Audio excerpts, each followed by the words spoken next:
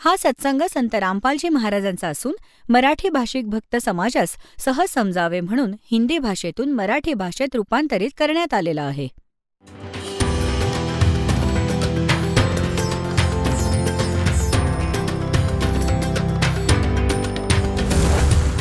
और ज्ञान सब ज्ञान डी कबीर ज्ञान सो ज्ञान और जैसे घोड़ा तोब कायम करता चले मैदान. जगद्गुरु तत्वदर्शी संत रामपालजी महाराजांचे अमृत वचन सर्व पवित्र धर्मांच्या व पवित्र शास्त्रांच्या आधारावर. एकेकाळी एक अब्राहम सुलतान अधम नावाचा मुसलमान राजा होता. बलक शहराचा तो राजा होता. खूप जास्त त्याच्याकडे संपत्ती होती आणि पूर्वजन्मीचा तो परमात्म्याचा हंस होता. तो कोण होता मागच्या जन्मात? एक सम्मन नावाचा मणियार होता. त्याची पत्नी नेकी होती आणि हा सम्मन आणि नेकी द्वापार युगात वाल्मिकाच्या घरी जन्माला आले होते. हे दोघे पतिपत्नीच होते बालक रूपात, जसे ते लीला करतात प्रत्येक युगात. तर त्यांच्या त्या सेवेने वश होऊन परमात्म्याने त्यांना तिथं येऊन सांभाळलं होतं. त्यानंतर नेकी आणि तिचा पुत्र सेऊ तर पार झाले होते, सम्मन नव्हता झाला. तर त्या सम्मनने त्या जन्मी अनेक पुण्य केली होती. त्याची कथा पुन्हा केव्हा तरी सांगेन. आज दुसरा विषय चालू आहे. त्याने आपल्या पुत्राची कुर्बानीसुद्धा दिली होती परमात्म्याच्या सेवेसाठी. कबीर साहेबांनी त्याला जिवंत केलं होतं. तर तो सम्मन पार नाही झाला, परंतु त्याने जे पुण्य केली होती, परमात्म्याच्या सहवासात राहून काही दिवस भक्ती केली होती, त्याच्या परिणामामुळे तो पुढच्या जन्मी एक नौशेर खान नावाचा राजा बनला आणि इतका कंजूस बनला की काही दानधर्म करत नसे आणि खूप धनवान बनला. तेव्हा परमात्मा भिकारी बनून गेले त्या तिथं नौशेर खान राजाकडे आणि म्हणाले की महाराज काही दक्षिणा द्या. तर राजा म्हणाला, महाराजजी माझ्याजवळ तर धन नाही, मी तर कंगाल माणूस आहे. महाराज म्हणाले, ते परमात्मा संत रूपात उभे होते कबीर साहेब, की राजन तुझ्याजवळ तर 80 खजिने आहेत, 80 गंज. एका गंजात अरबोंची संपत्ती असते, खरबोंची, हिरे पाचू माणिक सोनं, आणि त्याचे 80 ध्वज फडकत होते. तर त्याचा अर्थ असा की राजाजवळ 80 गंज खजिना आहे. तर परमात्मा म्हणाले की तुमचे हे झेंडे आणि 80 गंज खजिने आहेत तुझ्याजवळ. तर नौशेर खान म्हणाला, हे तर कोळसे भरून ठेवलेत मी बाबाजी, लोकांमध्ये भ्रम निर्माण करण्यासाठी. परमात्मा म्हणाले, तुझी हीच इच्छा असेल तर कोळसेच होतील सगळे, असं म्हणून निघून गेले. आता राजाने विचार केला की बाबा साधूचं बोलणं खरं तर होणार नाही. त्याने स्वतः जाऊन पाहिलं तर सगळे कोळसे झाले होते. ते हिरे पाचू माणिक होते ते सगळे. ते बघून तो डोकं धरून बसला आणि त्या नोकरांना म्हणाले की त्या साधूला बोलवून आणा म्हणून. नोकर पळत गेले, म्हणाले, महाराजजी तुम्हाला राजा बोलावतोय, राजाला गरज असेल तर इथं येईल, मी थांबलोय इथे. नोकर राजाकडे धावले आणि म्हणाले, महाराज तो साधू असं म्हणतोय. तो नौशेर खान राजा धावत जाऊन त्यांच्या चरणावर पडला. परमात्मा म्हणाले, भाई ऐक. ठीक आहे. त्याने परमात्म्याची प्रार्थना केली, म्हणाला माझी चूक झाली, मला माफ करा, माझं धन तसंच करा. तेव्हा परमात्मा म्हणाले, यातील 80% दान केलंस तर ते मी पूर्ववत करून देईन, तसंच करून देईन, जसं तुम्ही म्हणाल तसं करतो, चल, असं म्हणून परत आला. म्हणाले, माझ्या समोर दान कर, कंजूष पुन्हा चूक करशील. आता त्याने पुन्हा पाहिलं तर सगळे पूर्ववत झाले होते, ते सोने हिरे पाचू. राजाने मग तुरंत भंडारा केला साधू संत भक्तांसाठी आणि वाटून टाकले 80 गंज. परमात्मा निघून गेले. म्हणाले, दीक्षा घे, नाम दिलं. हे तर बळेबळे खीर खाऊ घालतात आपल्या मुलांना. एकदा एक कथा सांगतो. हे आदरणीय मुलुकदास साहेबजी हे अरोडा जातीमध्ये शेतकरी होते, म्हणजे शेती करत होते, खूप मोठे जमीनदार होते. आणि परमात्मा म्हणतायत, जो जन मेरी शरण है ताका हूँ मैं दास, गेल गेल लग गया फिरूं जब तक धरती आकाश, और 100 छल छिद्र मैं करूं अपने जन के काज. आपल्या प्रिय आत्म्यांना ह्या दलदलीतून बाहेर काढण्यासाठी म्हणतो 100 छल छिद्र करूंगा, वेगवेगळे वेश धारण करून भटकतो. एका नगरात परमात्मा सत्संग करत होते हे वेळोवेळी येऊन भक्ती जागृत करतात दाता कबीर साहेब. त्याच नगरात मुलुकदासांच्या गावात 4-5 सेवक होते, गरीब व्यक्ती. आणि परमात्मा त्यांच्या घरी वास्तव्य करत होते, प्रवचन करीत होते. भक्त म्हणत, उद्या आमच्याकडे भोजन करा. एका हप्त्यासाठी थोपवून धरलं. 5-7 भक्त परिवार होता. तर परमात्मा ज्याही घरात जातात त्यांचा उद्धार करण्यास, त्यांचे कर्म बनवण्यास, तर सर्व भक्त हा विचार करत की गुरुजी आले आहेत, चांगल्यातलं चांगलं भोजन करू, म्हणजे खीर बनवू, हलवा बनवू. ते चौधरी साहेब जे मुलुकदासजी होते, नंबरदार गावचे, चौधरी 1 नंबरचे. जसे आजकाल सरपंच असतात, त्यावेळी नंबरदारांचा एवढा प्रभाव असे. तो तर सकाळी सकाळी फिरायला जातो किंवा फिरून जंगलातून शेतातून परत येतो. तर तिथे काय व्हायचं की एखाद्या गरीबाच्या घरी परमात्मा विराजमान असत. तिथे हलव्याचा नैवेद्य दाखवला, हलव्यात मसाला टाकला कढईमध्ये, तर सुवास दूरपर्यंत पसरे. आता त्या मुलुकदासजींनी विचारलं, बंधू इथे काय चालू आहे? जी आमचे गुरुजी आलेत आणि या आपण पण भोजन करा. त्यांनी पाहिलं की भाई एक माणूस बसलाय, हे तुमचे गुरु आहेत का विचारलं. तो निघून गेला. आणि मग दुसऱ्या दिवशी दुसऱ्याच्या घरामध्ये, अरे काय चालू आहे इथं बाबा? आता इथे चालू आहे काहीतरी. तर ते म्हणाले की आमचे गुरुजी आलेले आहेत. तर काही लोक म्हणू लागले मुलुकदासांना की भाई नंबरदार, गावात एक ठग आला आहे, या श्रद्धाळूंना लुटतोय, छान छान खीर हलवे खातोय आणि भाई काम तर काही करत नाही, लुटतोय तो. मुलुकदास तसे तर भाविक माणूस होते, परंतु हा चौधरीपणा खूप वाईट असतो. प्रभुता जाऊन ज्या भक्ताच्या घरी परमात्मा वास्तव्यास होते त्या दिवशी, आता ते मुलुकदास तिथे गेले ज्या घरात परमात्मा विराजमान होते. आणि परमात्मा कबीरजींना म्हणू लागले, हे भाई आपण कोण आहात आणि इथे काय करीत आहात?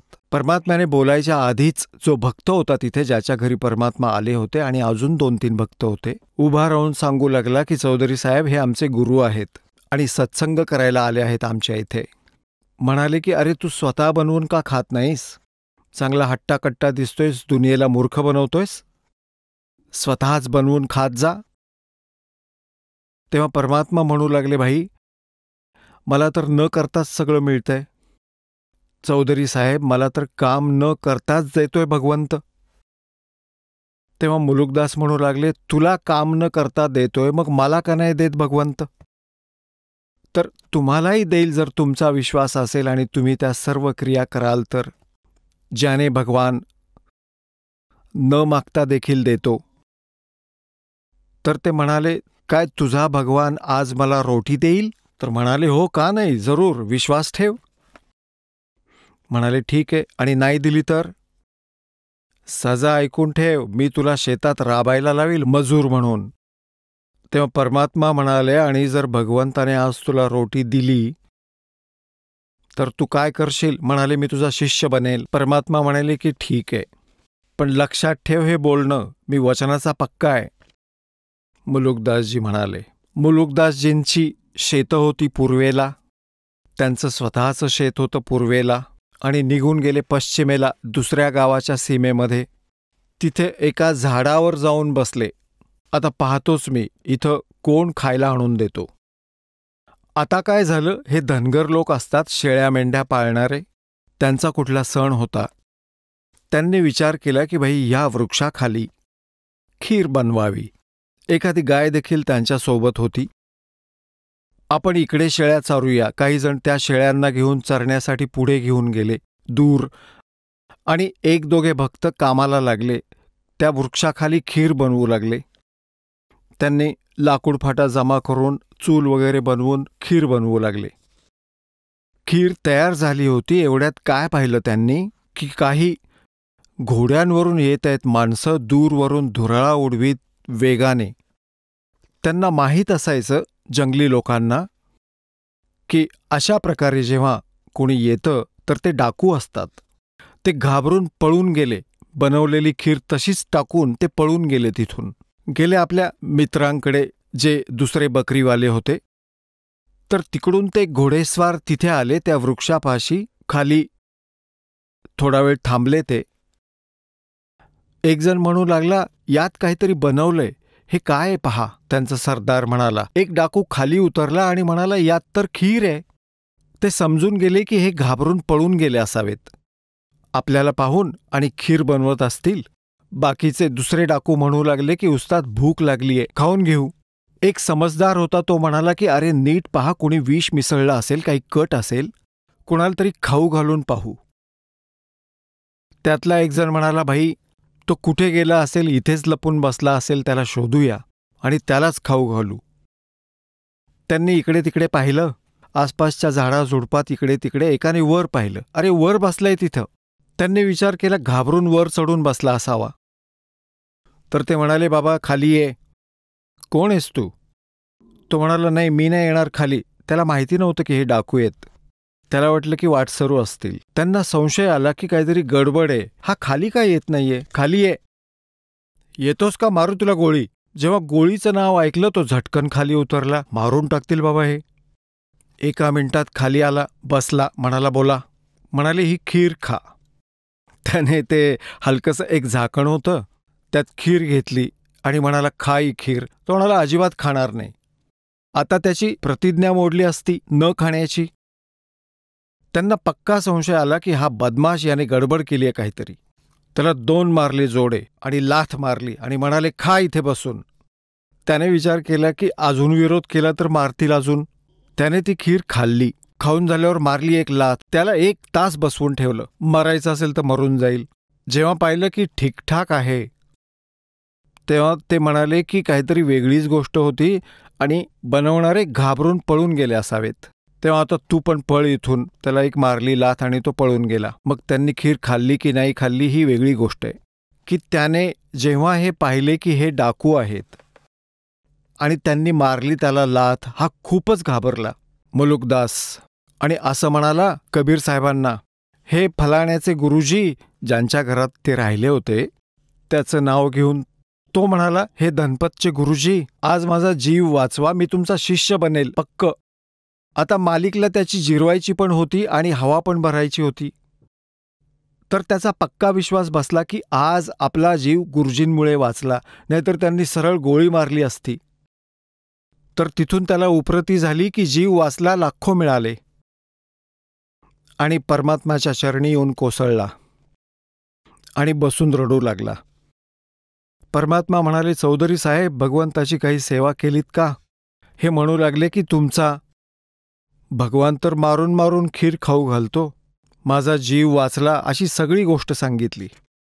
तर परमात्मा म्हणतायत, ये सब खेल हमारे किए, हमसे मिले सो निश्चय जिए. आता जो प्रसंग चालू आहे तिथे येऊया. आता परमात्म्याने त्या नौशेर खान बादशहाला सांगितलं की हे सगळं वाटून टाक, मी इथेच बसलोय, नाहीतर अजूनही गडबड होऊ शकते तुझ्या घरात.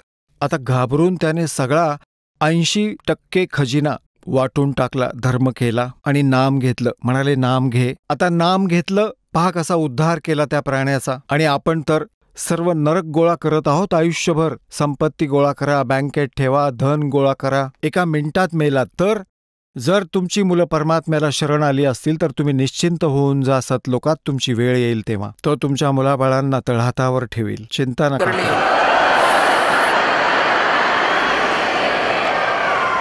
आणि भगवंताचा शोध कशासाठी घ्यायचा? ज्यांनी शरीर गाडून घेतलं, हजारो वर्ष बसून राहिले, आपले तुकडे तुकडे करून टाकले शरीराचे, त्या परमात्म्यासाठी. परमात्मा म्हणतायस, जाके ऊपर ऐसी बीती कैसा है वो देश. तो कसा आहे भगवंत ज्याचा आम्ही ट्राय करत होतो आणि जो शोधूनही सापडला नाही आणि स्वतः येऊन भेटला तेव्हा आम्ही ओळखू शकलो नाही.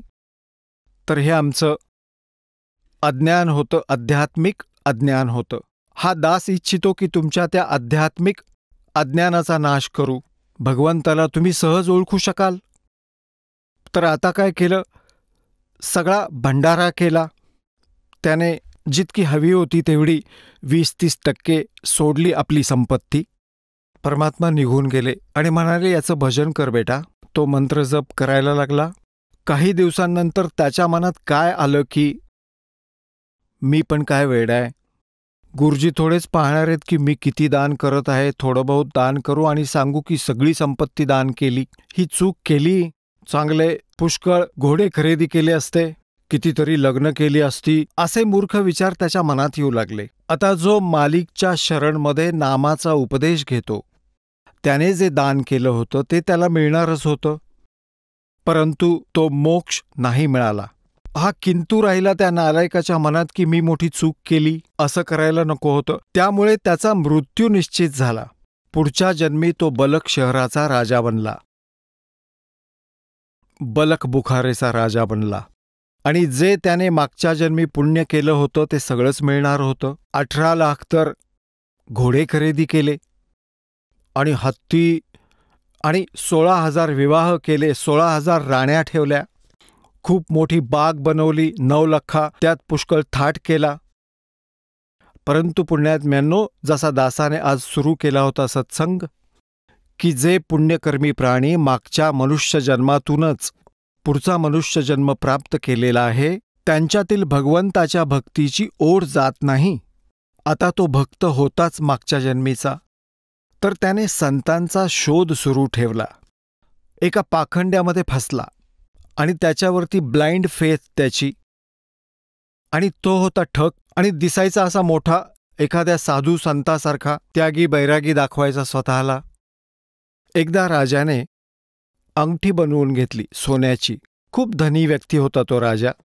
सोन्याची अंगठी 50,000 तयार झाली त्या काळी. आज तर माझ्या मते 5 करोडमध्ये बनेल. हिरे पाचू छोटे छोटे असे लावून सोन्याची अंगठी, अशी मोठी अंगठी होती ती. आता राजा त्या आपल्या गुरुकडे जात असे, 5-10 मोहरा दान करत असे. आता त्याने पाहिलं त्या ठकाने की राजाची अंगठी तर खूपच मूल्यवान आहे, ही तर चोरलीच पाहिजे. त्याने आपल्या शिष्याला सांगितलं की राजाची अंगठी कुठे तयार झालीये हे शोधून काढ. त्याने बोलता बोलता ते शोधून काढलं, कारण नगरात 2-4च सोनार असतात जे राजाशी संबंधित असतात. शोधलं की कुठल्या सोनारानं केलीये. तर त्याला सांगितलं की भाई तू एक अशीच दुसरी नकली बनव. त्याने तशीच त्या छापाची डुप्लिकेट बनवली आणि ती त्या ठकाने आपल्या खिशात घातली त्याच्या गुरुजीने. आणि राजाला निरोप पाठवला की गुरुजी नौकाविहार करू इच्छितात. राजाला जेव्हा निरोप मिळाला तेव्हा ते तर कर्तव्यच असतं श्रद्धाळूंचं, तर त्यांनी फटाफट तयारी केली. राजाला म्हटले चला. राजाने तुरंत व्यवस्था केली, स्वतःही आला आणि म्हणाला की चला.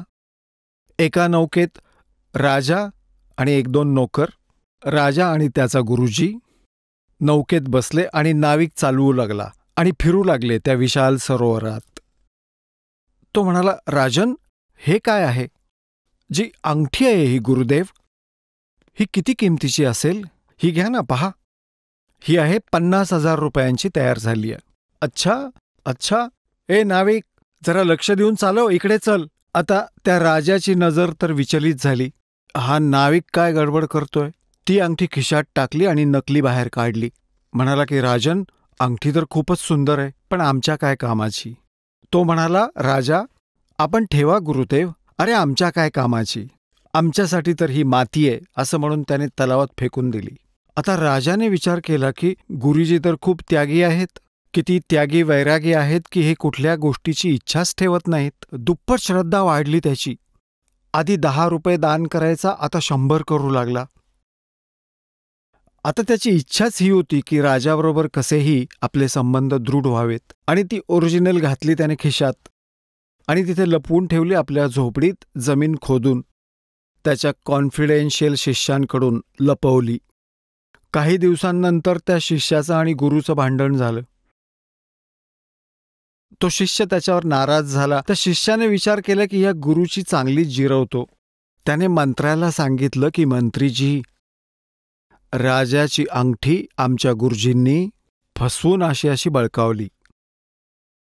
आता मंत्री म्हणाला, भाई हे खरं आहे का? तर तो म्हणाला, अगदी पक्की खबर आहे. तर तो म्हणाला, हो एकदम पक्की खबर. मी स्वतःच्या हाताने जमिनीत पुरली आहे. मीच त्याची नकली दुसरी बनवून आणली होती अंगठी. नकली बनवून आणली होती. ओरिजिनल तर त्याने खिशात ठेवली आणि नकली फेकून दिली पाण्यात. याने फसवले राजाला. मंत्र्याने विचार केला की वेळ येईल तेव्हा हा विषय काढेन. सरळ सरळ तर सांगू शकत नाही, कारण राजाचा त्या गुरुवर चांगलाच विश्वास होता. वेळ पाहून हळूहळू मंत्री म्हणाला की राजन, माझ्या कानावर काही गोष्टी पडल्यात. म्हणाले, काय?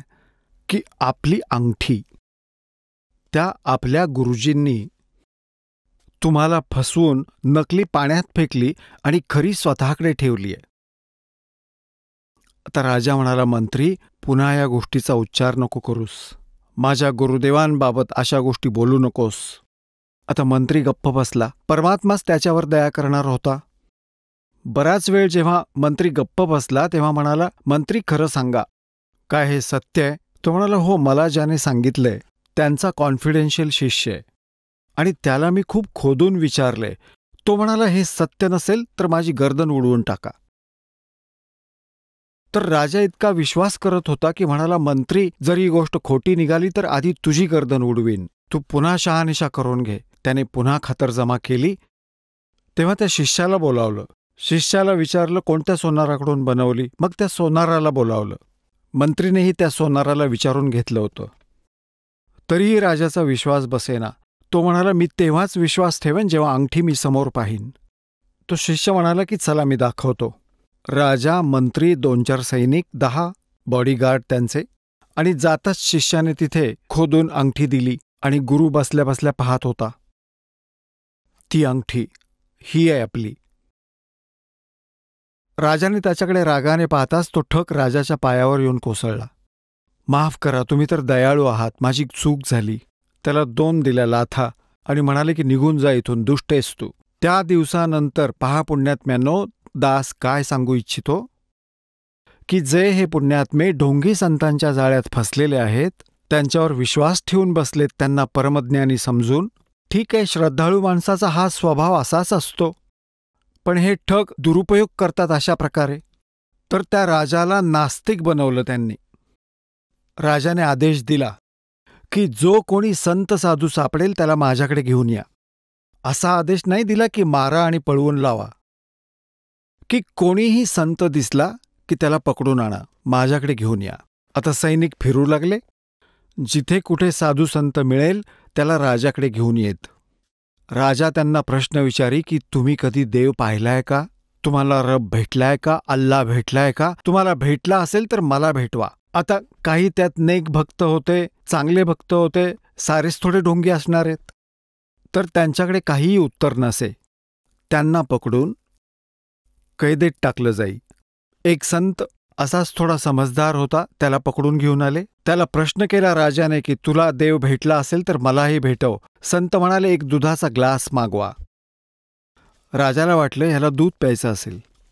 आदेश दिला नोकराला की साखर घालून 1 ग्लास दूध घेऊन ये.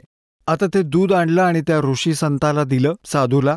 तो साधू त्या दुधात बोट बुडवून पाही.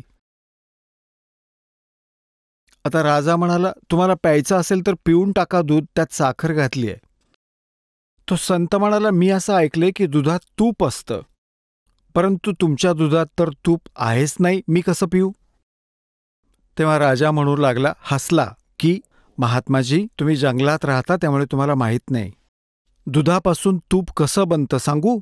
याला गरम केलं जातं, मग थंड करून हे असं त्याला विरजण लावलं जातं, मग दही तयार होतं. दही मग घुसळलं जातं, रगडलं जातं, मग ते तूप निघतं. समजलं? तेव्हा तो संत म्हणाला, राजन, याच प्रकारे जशी दुधापासून तूप काढायची एक क्रिया आहे, तशीच परमात्म्याला प्राप्त करण्याची विधी आहे. मी सांगतो आणि तुम्ही करा. राजा म्हणू लागला, काहीतरी सांगू नकोस. चलात, तू मूर्ख आहेस, अशी बकवास मी खूप ऐकलीय. तुझ्यासारखे पाखंडी. त्यालाही कैदेत टाकलं आणि पीठ दळण्याची त्याला ड्युटी लावली. असे 360 संत कैदेत डांबले होते. राजे लोक या अपराधी लोकांना पीठ दळायचीच शिक्षा देत असत, कारण गाड्या घोडे असत, सैनिक असत, त्यांना लागणारं पीठ यांच्याकडूनच दळून घेत. आता परमात्मा येतात, कारण तो भक्त परमात्म्याचाच प्रिय जीव होता, जो भगवंतासाठी घर सोडून जंगलात भटकत होता. भले तो शास्त्राविरुद्ध साधना करत असेल, परंतु पूर्वजन्मीची त्याचीच लेकरं होती. आता ते दळता दळता रडत, हे भगवान, तुझं नाव घेत चाललो होतो. आज मालिक तुझी भक्ती करता करता असं दुःख आम्हाला भोगावं लागतंय. म्हणतात पहुचुंगा छन एक मैं अपने जन के काज. एकाच बाणात अनेक शिकार करतात भगवंत. तिकडे त्या राजाला त्या दलदलीतून काढायचं होतं, इकडे त्या बंदींना सोडवायचं होतं. आता काय झालं? एक दिवस परमात्मा एका उंटावर, जसे राजस्थानात असतात राजस्थानी लोक, मोठमोठ्या पगड्या असतात त्यांच्या, उंटवाल म्हणतात त्यांना, आणि लांब टोकांची पायतणं असायची पूर्वी.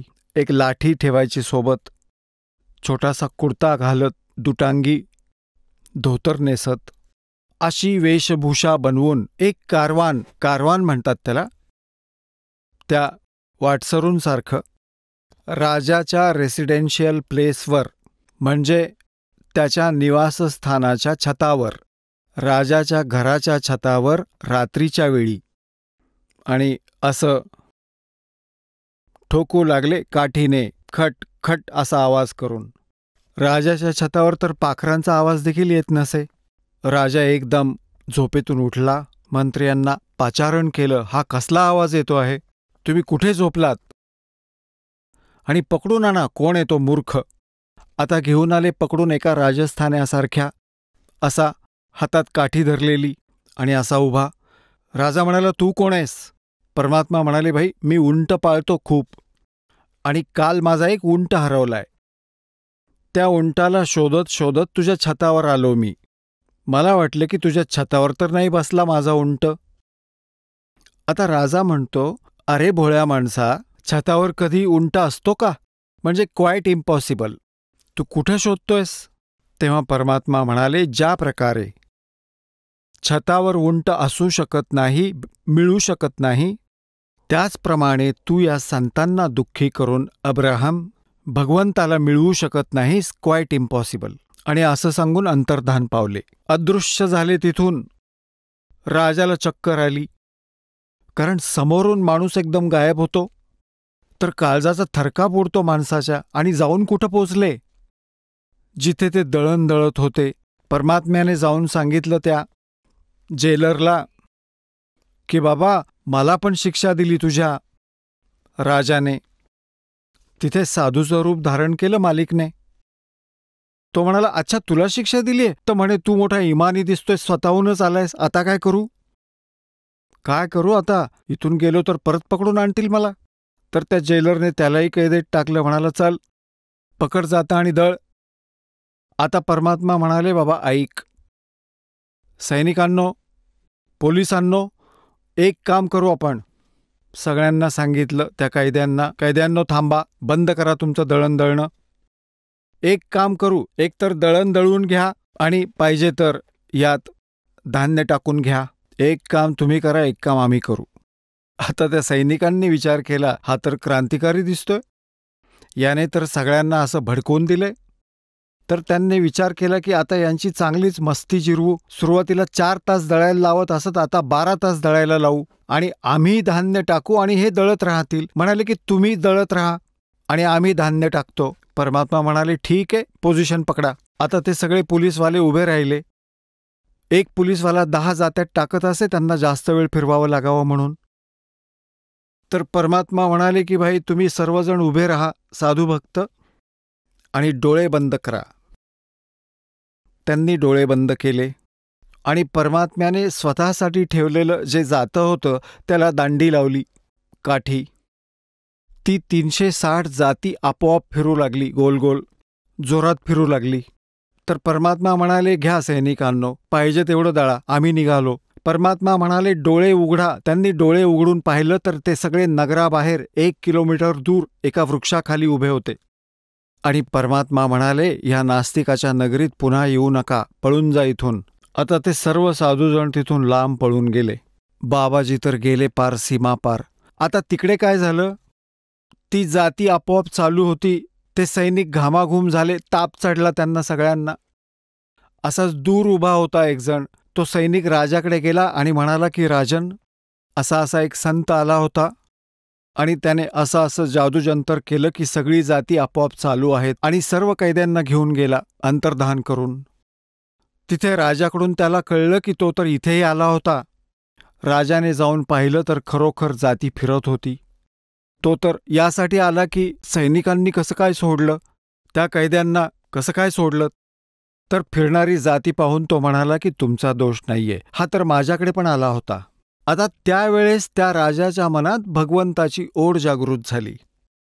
काही दिवसांनंतर विसर पडला. राजा चिंतित झाला तर मौलवींना बोलवून, काझींना मौलवींना एक ताईत बांधला दंडात.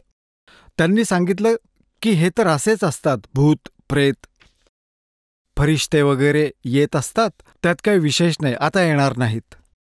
काही दिवसांनंतर परमात्म्याने काय केलं की एका यात्रेकरूचं रूप घेतलं. संध्याकाळच्या वेळी एक छोटंसं गाठोडं यात्रेकरू ठेवत असतात, ते बॅगेसारखं असं. त्यात आपले रस्त्याचे कपडे आदी सामान ठेवतात. असं घेऊन एक छोटं गाठोडं डोक्यावर. संध्याकाळच्या वेळी राजा बसला होता आपल्या महालाच्या समोर घरी. तो त्यांचा दरबार ऑफिस तो वेगळा असतो. इथे आपल्या घरी बसलाय. आणि ते परमात्मा पोहोचले तिथे समोर राजाच्या जवळ. राजाकडे जाऊन म्हणू लागले, अरे बाई धर्मशाळावाले, ए सरायवाले, एक खोली भाड्याने दे बरं, आणि त्याचं भाडं सांग, मला रात्रभर राहायचंय. राजा त्याच्या तोंडाकडे पाहू लागला. त्याने विचार केला, भोळा भाळा यात्रेकरू खेडूत आहे, काहीतरी गैरसमज झालाय. तो म्हणाला की भाई आपण कोण आहात. तर परमात्मा म्हणाले, मी यात्रेकरू आहे, मला पुढे यात्रा करायची आहे, उशीर झालाय, एक रात्र काढायची इथे, तू भाडं सांग आणि खोली दे मला. तर राजा म्हणाला, तुला माहितीये का हे काय ठिकाण आहे. काय बाबा सांग. हा माझा महाल आहे, मी राजा आहे इथला, ही धर्मशाळा नाहीये. परमात्म्याने विचारलं, तुझ्या आधी इथं कोण होतं बाबा. की माझे वडील होते. त्याच्या आधी कोण होतं की माझे आजोबा पणजोबा पूर्वज होते. ते कुठे गेले. की ते तर अल्लाह खुदाला प्यारे झाले. तर मग तुम्ही किती दिवस राहणार इथे. जेव्हा आपला नंबर येतो ना मृत्यूचा, तेव्हा शुद्ध हरपते माणसाची. म्हणाला, जावं तर मलाही लागेल. मग याला महाल समजतोस मूर्खा तू. ही धर्मशाळा नाही तर काय महाल समजतोस. ये तेरे बाप दादा पड़पीडी ये भी बसे सरा में गिद्दी, ऐसे ही तू चल जाई, इसलिए मैंने यह महल सरा बताई. असं बोलून अंतर्धान पावले. राजा चक्कर येऊन बेशुद्ध पडला. आता पुन्हा अजून मौलवी बोलावले. त्याने दुसऱ्या दंडावर ताईत बांधला. म्हणाला, आता काही नाही येणार भूत प्रेत वगैरे. त्याने विचार केला, प्रेत तर दिसत नाही, हे आपल्याला काळाच्या जाळ्यातूनच बाहेर काढील. आता काय झालं, काही दिवसांनंतर राजा पुन्हा नॉर्मल झाला. हा राजा काय करायचा, एक 9 लाखा बाग असे, ज्यात 9 लाख प्रकारची रोपं लावलेली असतात आणि त्यात खूप छान वातावरण बनवण्यासाठी तिथे राजा फिरत असे आणि दुपारच्या वेळी 2-3 तास तिथे विश्रांती घेत असे. त्या बागेमध्ये राजाचा जो बेड होता, पलंग होता, त्याला सजवण्यासाठी, फुलांनी वेलींनी सजवण्यासाठी काही दासी आणि सेविका काम करत असत. परमात्म्याने एक दिवस एका सेविकेचं दासीचं रूप घेतलं. म्हणजे राण्यांच्या ड्रेसमध्ये आणि दासींच्या ड्रेसमध्ये फरक असायचा. आता परमात्म्याने एका सेविकेचं रूप घेऊन आणि पलंग सजवला खूप सुंदर. चारी बाजूला फुलांचे गुच्छ लावले. राजाच्या पलंगावर स्वतः पहुडली दासी रूपात, सेविकेच्या रूपात. आता राजा आला. त्याने पाहिलं की त्याच्या पलंगावर, त्याच्या बेडवर एक दासी झोपलीये. हिचं इतकं डोकं फिरलंय, ही इतकी निडर झालीये. तिथे एक हंटर ठेवलेला होता. राजांजवळ असा आसपास हंटर असे. तो हंटर घेतला चाबूक. तो चाबूक इतका भयंकर लागत असे, जर घोड्यास मारला तर घोडा खाली बसे, इतका त्रास होत असे. त्याने क्रोधित होऊन त्या परमात्म्याला दासी मानून, सेविका मानून, नौकरानी मानून 3 चाबकाचे जबरदस्त फटके मारले आणि 3 वळ वेगवेगळे परमात्म्याच्या कमरेवर उठले. आता परमात्मा दासी रूपात, सेविकेच्या रूपात उभे राहिले. आधी तर थोडं रडण्याचं नाटक केलं, मग हसून हसून लोटपोट झाले. जमिनीवर गडबडा लोळू लागले हसून हसून. आता राजाने विचार केला, हे चाबकाचे फटके मारले, हसण्याचं कारण तर दिसत नाही, काय कारण असेल? त्याने दंड धरून उठवलं. दासी, तू हसतेस का? मला याचं कारण सांग.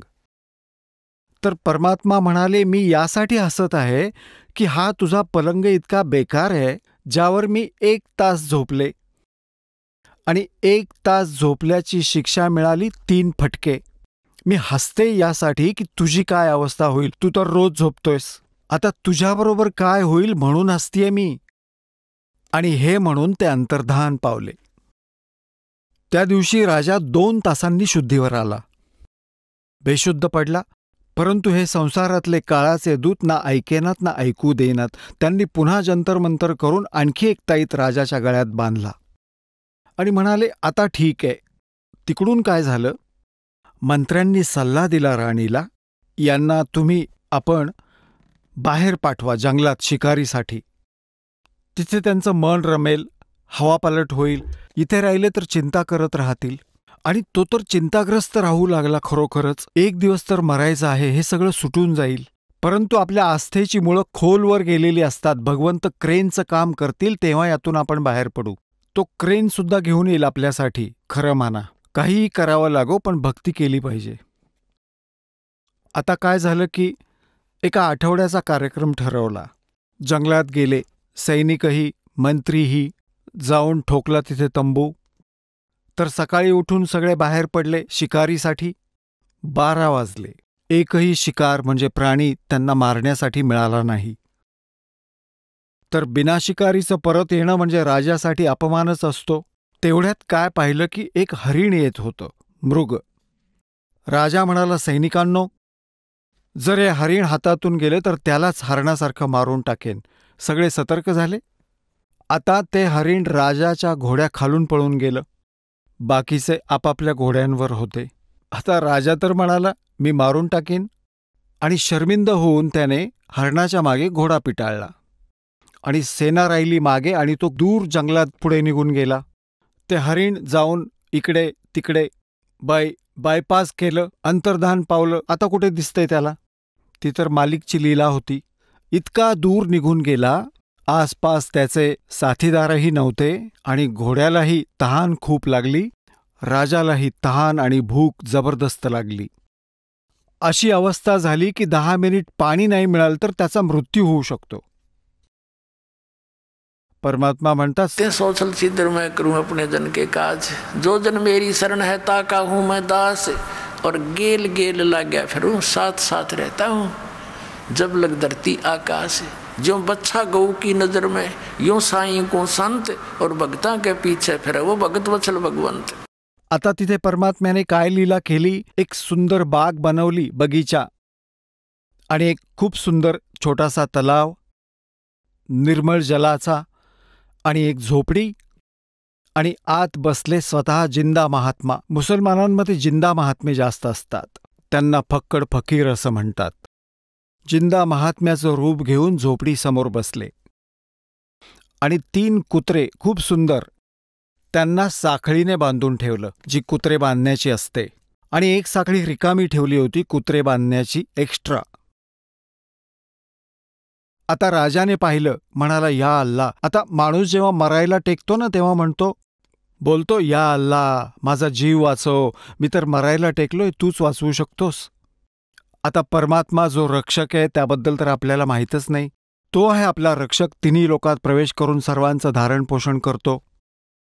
तर तो ऐकत असतो क्षणोक्षणी. बाग, बाकीचा साज शृंगार सगळं एका क्षणात निर्माण केलं. आता राजा थोडा वेळ दूर आला आणि पाहिलं की खरोखर हा एक छोटासा तलाव आहे, सरोवर आहे. बाग बगीचे, झाडांना फळं फुलं लागली आहेत. घोड्याला पाणी पाजलं. घोडा झाडाला बांधला. स्वतः पाणी प्यायला, काही खाल्लं. मग पाहिलं एक महात्माजी बसलेत. महात्म्याच्या जवळ गेला. आता माणसाचं जेव्हा संकट निघून जातं तेव्हा पुन्हा त्याला मूर्खपणाच्या गोष्टी सुचतात. जाऊन म्हणू लागला, बाबाजी, या 3 कुत्र्यांचं काय करणार तू? हे 2 मला दे. तेव्हा परमात्मा म्हणाले, संत रूपातील बाबा रे, माझं ऐक, हे VIP डॉग आहेत, हे असेच द्यायचे नाहीयेत. तो म्हणाला, VIP कसे काय? तर हा आहे ना, बलक देशाचा राजा आहे ना वर्तमान काळातील, हा त्याचा पिता आहे, हा त्याचा आजोबा आणि हा त्याचा पणजोबा. या निकम्यांना मी वारंवार समजावत होतो, परमात्म्याची पूजा करा, हे राज्य कायम टिकणारं नाही, पण यांनी अजिबात ऐकलं नाही. आज हे कुत्रे बनलेत. आणि त्यांच्यासाठी हलवा बनवला होता मालिकने आणि इतक्या दूरवर ठेवला होता, ते तिथे पोहोचू शकत नव्हते. 6 इंच दूर होता. ते खूप प्रयत्न करत होते तो खाण्यासाठी, असं खाण्यासाठी.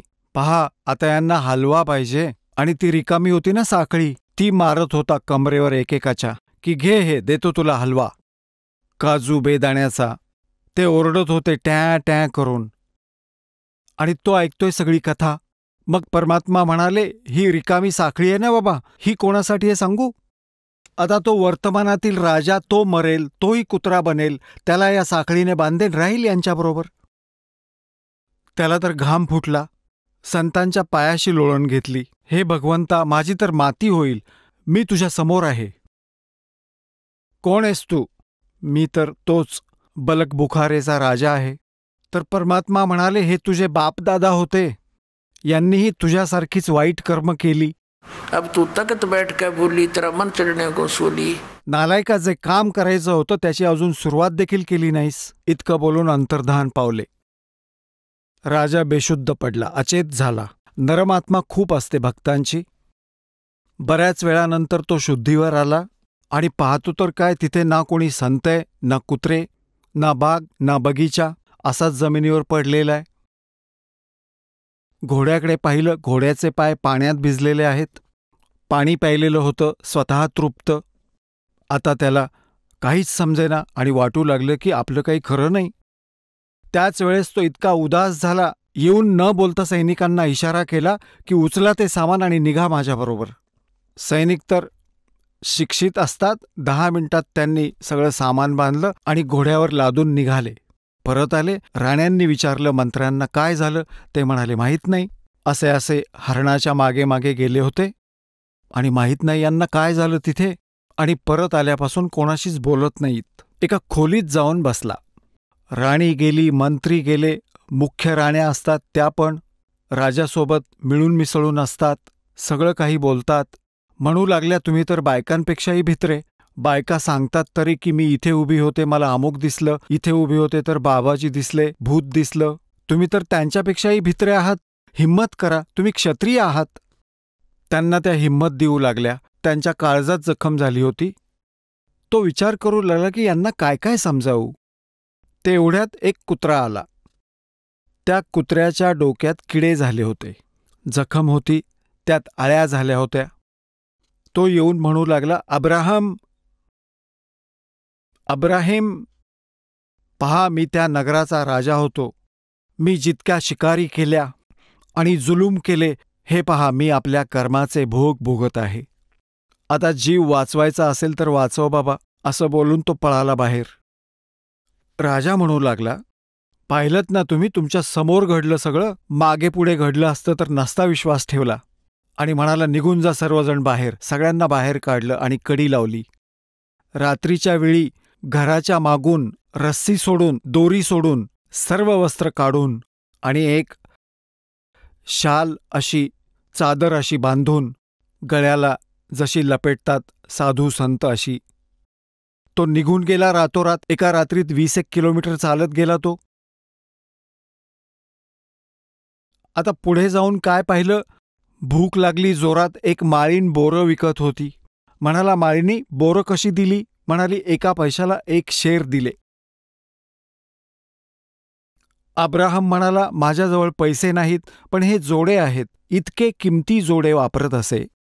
2.5 लाख रुपयांचा, 1.25 लाख रुपयांचा एक जोडा, त्यामध्ये हिरे पाचू लावलेलं असत. सर्वच जोडे असे असत. सर्वात कमी किमतीची घालून निघालेला होता तो. आता भूक लागली पुण्यात्म्यांनो, हे सोनं काही कामाचं नाही. भूक लागली म्हणू लागला, हे दोन्ही जोडे देतो मी तुला. मला 1 शेर बोरं दे. आणि हे 2.5 लाख रुपयांचे आहेत. माळीन जोडे पाहून म्हणू लागली, मला तर 1 पैसा पाहिजे, तो तू कसाही दे. आणि दोन्ही उचलून तिने आपल्या सामानात टाकले. 1 शेर बोरं जेव्हा ती तोलू लागली, 1 किलो, 1 बोर जमिनीवर पडलं तोलता तोलता. माळीन म्हणू लागली, ते माझं. अब्राहम म्हणाला, माझं आहे, आत्ता पडलंय. ती म्हणू लागली की नाही, माझ्या हातातून पडलंय. त्या बोरावरून गुद्दागुद्दी. तर परमात्म्याने आपल्या रूपात येऊन त्याच्या 1 कानाखाली वाजवली. म्हणाले, 2.5 लाखाचे जोडे आणि 1 पैशाची बोरं. पहा आदम सुलतान, तू काय माया सोडलीस. ही ममता तर नाहीच सोडली, राजे पण घेऊन फिरतोयस तू नालायक. जा पुन्हा आपल्या घरी, कर राज्य तू. मुश्किलीने तुला नरकातून काढलं. आता घराचा त्याग केल्याने राजे पण जात नसतं पुण्यात्मा. आतून त्याग, माती समज याला. तो पुन्हा चरणाशी कोसळला. म्हणाला, हे भगवान, मोठी कृपा केलीत माझ्यावर. मी तर पूर्ण गळ्यापर्यंत बुडालो होतो दाता, तुम्ही तर दोरी बांधूनच बाहेर काढलत. बेटा, मला माहीत होतं तुझी शत्रू होती माया, जिला तू प्रिय समजत होतास. आता मी तुझ्या सोबत आहे, तुला ज्या गोष्टीची गरज असेल मला सांग, तुझ्या समोर हजर होईन. आता काय झालं, संध्याकाळच्या वेळेस त्याला पुन्हा भूक लागली. सकाळच्या विचारात तर रात्र निघून गेली. तर सकाळी स्मरण केलं, म्हणाला, भूक लागलीय. आकाशातून एक थाळी आली. कापड त्यावर टाकलेलं होतं झाकण म्हणून. त्याने उठून पाहिलं तर त्याच्या समोर येऊन थांबली. आणि काय पाहिलं, काजू, बेदाणे, सफरचंद, संत्री आणि सोबत खीर, पुरी, हलवा, कचोरी आणि रोटी, सगळे आयटम त्याच्यात. परत जशीच्या तशी कापडाने झाकली आणि तोंड फिरवून बसला.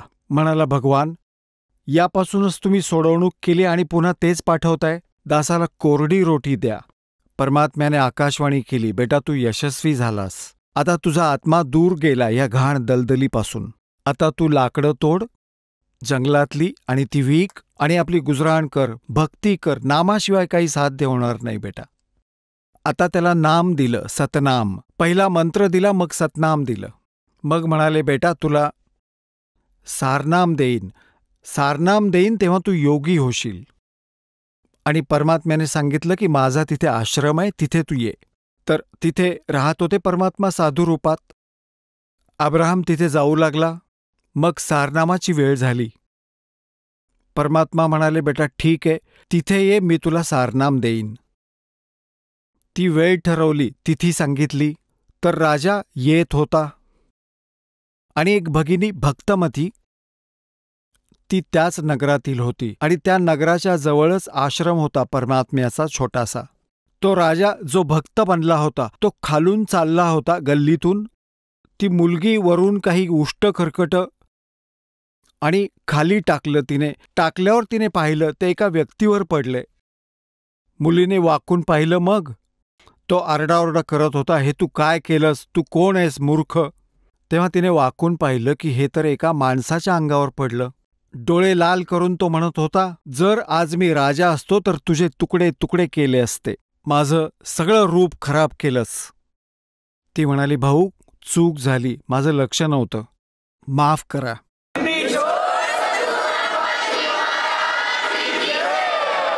चला आता आपण त्या श्रद्धाळूंचे अनुभव जाणून घेऊया ज्यांनी जगद्गुरु तत्वदर्शी संत रामपालजी महाराज यांच्याकडून दीक्षा प्राप्त केलेली आहे, तसेच त्यांच्याद्वारे सांगितलेल्या भक्ती मार्गावर चालत आहेत. नमस्कार. सत साहेब. आपलं नाव?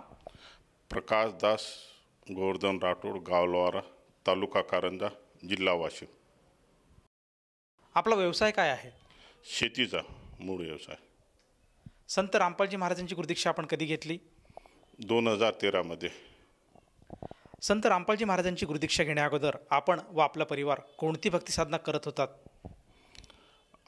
मी आणि माझं पूर्ण कुटुंब पंढरपूरचे वारकरी सांप्रदायिकमध्ये. माझ्या 25 वाऱ्या झालेल्या, 2-2 माळा टाकून मी स्वतः वारकरी म्हणून जात होतो. आणि माझ्या गावातले लोक मी स्वतःहून पंढरपूरला एसटीमध्ये स्वतःची तिकीट काढून बरेच लोकांना मी माळकरी बनवलं आणि नेलं पण.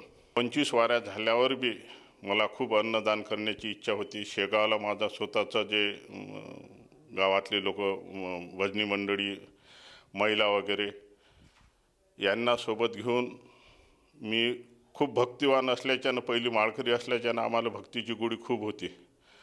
पण त्याला ज्याची भक्ती करत होतो ते मला पुण्य भेटावं, लाभ भेटावं, सुखी राहावं याचं मला रिझल्टच आला नाही. मी 38 तास बारीमध्ये रात्रंदिवस उभा राहिलो. जे पांडुरंगाचं जप असते, जे काही मला गुरुमंत्र दिलेला होता ते मंत्र म्हणता म्हणता माझे असे काही म्हणजे 14 वर्ष तप झाल्यासारखं झालं. आजोबापासून पंढरीचे वारकरी होतो आम्ही. पंढरपूरचे वारकरी असल्याच्यानं मला सांप्रदायिकची खूप गोडी होती. आणि दर एकादशीला निरंकार म्हणजे पाण्यावर एकादश करायची, पती पत्नी दोघं मिळून आम्ही पंढरपूरचे असल्याच्यानं आषाढी एकादशी, दर पंधरवाडीची एकादशी करायची. पण ज्याच्यासाठी आपण रात्रंदिवस लाभ भेटावा म्हणून जे आपण पाहत होतो मोक्षाचा मार्ग, ते आम्हाला त्याच्यात मिळालं नाही. आणि शेगावच्या पण आपण 21 अध्यायाचे रोज पारायण करून 12 वर्षापर्यंत आपण लगातार केलं. सकाळीच उठून चंदन वगैरे लावून सगळ्या गोष्टी केल्या. पण शारीरिक सुख, मनाची समाधानी आणि मनातले अवगुण हे कधीही गेले नाही. 2013पासून त्याच्या अगोदर जे 25 वर्ष आमचे असे वाया गेले. देवी देवताच्या मागं गावात भागवत बसवणे, लोकाला सांप्रदायिकमध्ये नेणे, माळकरी बनवणे. पण लोकांचा विश्वास असल्याच्यानं माझ्यासोबत आले. त्याच्यापासून मला लाभ मिळाला नाही आणि मनाची समाधानी पण मिळाली नाही. सर, जसं तुम्ही सांगत आहात की अगदी म्हणजे आपल्या आजोबापासून आपण एक वारकरी संप्रदायामध्ये होतात, त्याचप्रमाणे आपलं पूर्ण कुटुंब किंबहुना आपली जी पिढीच होती, जी मागच्या 2 ते 3 पिढ्या या पूर्णपणे वारकरी संप्रदायामध्ये होतात. आणि जी वारकरी संप्रदायाची जी काही भक्तिविधी आहे, जी काही पूजापाठ आहे, ते आपण करतच होतात. आणि असं असताना आपल्याला त्यातून काही समाधान मिळत नव्हतं. परंतु मला हे विचारायचं की जो काही आपल्याला समाधान पाहिजे होता, जे काही आपल्याला परमेश्वर प्राप्तीची जी काही आपली ध्यास होता, तर ती कशी संपूर्णात आली आणि आपल्याला मोक्षाचा मार्ग कसा मिळाला? भक्ती करत असताना सांप्रदायिक आणि सात्विक विचार असल्याच्यानं TV वर साधना चॅनलवर रामपाल महाराजाचे 2008पासून तर 10पर्यंत सत्संग पाहिले. त्या सत्संग पाहता पाहता त्याच्यामधूनच आम्हाला ज्ञानाची प्राप्ती झाली. संत रामपाल महाराजीचा सत्संग ऐकून 3 ते 2 वर्षानंतर आम्ही बरवाला येथे गेलो. तिथं जगद्गुरू रामपाल महाराज यांनी आम्हाला दीक्षा दिली.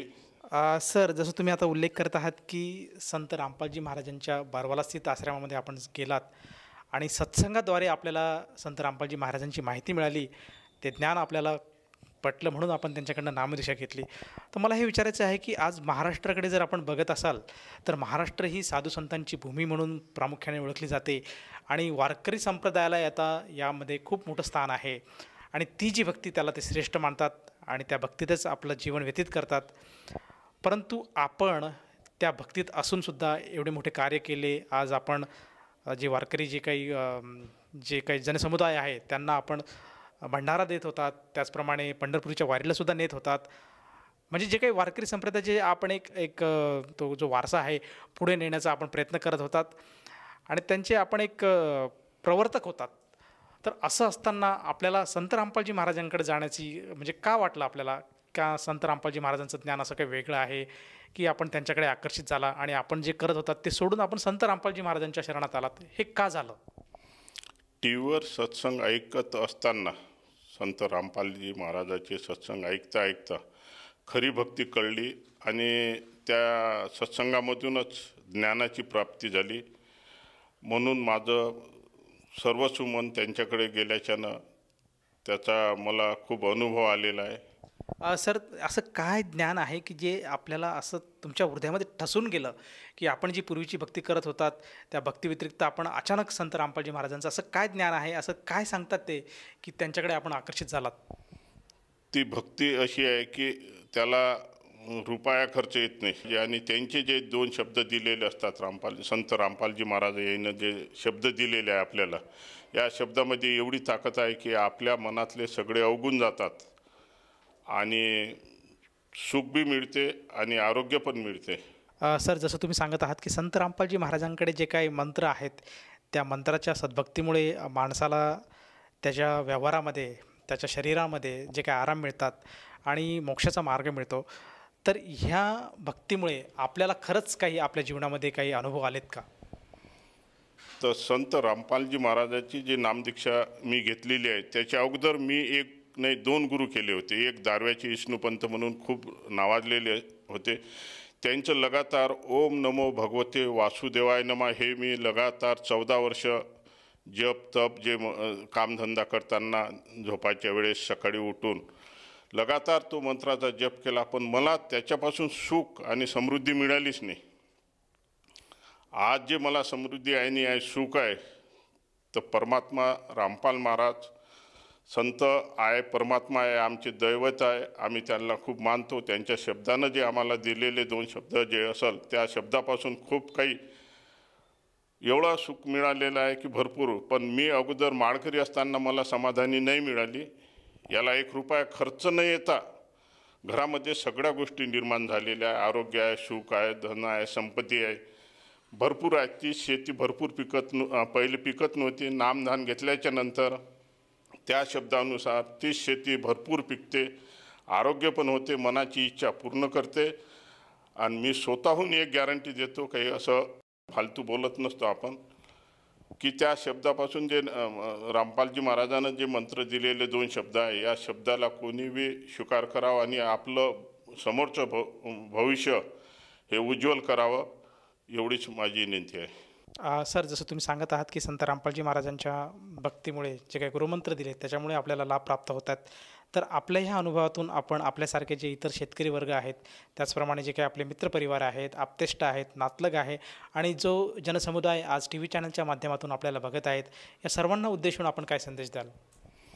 आपली जी भक्ती आहे, माझं मत आहे की ती भक्ती आपण केलेली दिवशी जाते, वेळ बी जाते. आपले जे काही आपण त्या भक्तीमागं लागल्याच्यानं आपलं सगळं काही जीवनातलं जे स्वार्थ असते ते साधणार नाही. पण संत रामपालजी महाराजाच्या इकडे आल्याच्यानं तुमचं सगळं काही चांगलं होईल, आरोग्य चांगलं होईल आणि धन पण मिळेल, सगळ्या गोष्टीची प्राप्ती पण होईल. जे इच्छा असेल ते देतात देव. सर, जसं आपण सांगत आहात की संत रामपालजी महाराजांच्या सद्भक्तीमुळे बरेचसे लाभ होतात, तर ह्या अनुषंगाने एखाद्या साधकाला जाणवलं की आपण सुद्धा संत रामपालजी महाराजांची नामदीक्षा किंवा गुरुमंत्र घ्यावा, तर ती व्यक्ती संत रामपालजी महाराजांची गुरुदीक्षा कशी घेऊ शकेल? TV वर सत्संग ऐकत असताना TV चॅनलवर जे नंबर येतात त्या नंबरवर आपल्याला मोबाईलचा संपर्क साधून ते लावून आपण त्यांच्याशी संपर्क साधून आपल्याला नामदीक्षा घेता येते आणि ती नामदीक्षा फ्रीमध्ये असते. सर, आपण हे आपल्या अनुभवातून आपल्यासारखे जे आपले जो समुदाय आहे त्या समुदायाला आपण आपल्या लोकल लँग्वेजमध्ये काय संबोधित कराल? ते केशव बंजारा जनकचं वरोची अवतारचं कबीर परमात्मा. मग तो सबने जे बंजारा समाजन कुचू की भा आपण सांत परबाती बंजारा समाज म्हणजे आरती लगावचं ओमय विशेष करण होतं केशव बंजारा जे उल्लेख आवचं वो उल्लेख माहितीच आपणेनं 100% प्रत्येक बंजारीनं रामपाल महाराज जे संतच हमारो परमात्मा और नाम दीक्षा लेताने जीवनेर उद्धार करेंचा है आणि तम स्वतः हे नान देखो तमने न सबने वातेर खाय पिय वाळो समाजचं निरोगी रह जाय आणि आजच्या तऱ्हेती आपण जीवन जगेव. धन्यवाद. सत साहेब.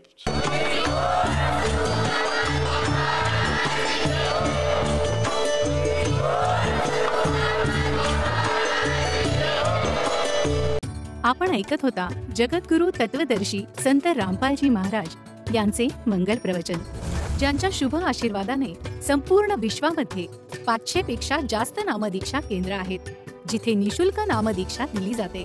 निशुल्क नामदीक्षा प्राप्त करण्यासाठी आणि अधिक माहितीसाठी संपर्क करा 7030303951 7030303952.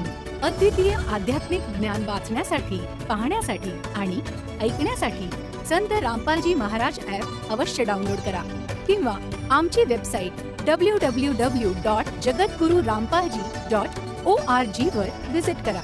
आम्हाला सोशल मीडियावर फॉलो करा. सर्व पवित्र धर्मांच्या पवित्र शास्त्रांवर आधारित प्रमाणित अनमोल पुस्तक ज्ञानगंगा किंवा जगण्याचा मार्ग यापैकी कोणतेही एक पुस्तक निशुल्क मागवण्यासाठी आपण आम्हाला आपले पूर्ण नाव, पूर्ण पत्ता, पिनकोड आणि फोन नंबर सह लिहून 7030303951 किंवा 7030303952 या नंबरवर SMS करू शकता किंवा 7030303950 या नंबरवर व्हॉट्सअप देखील करू शकता.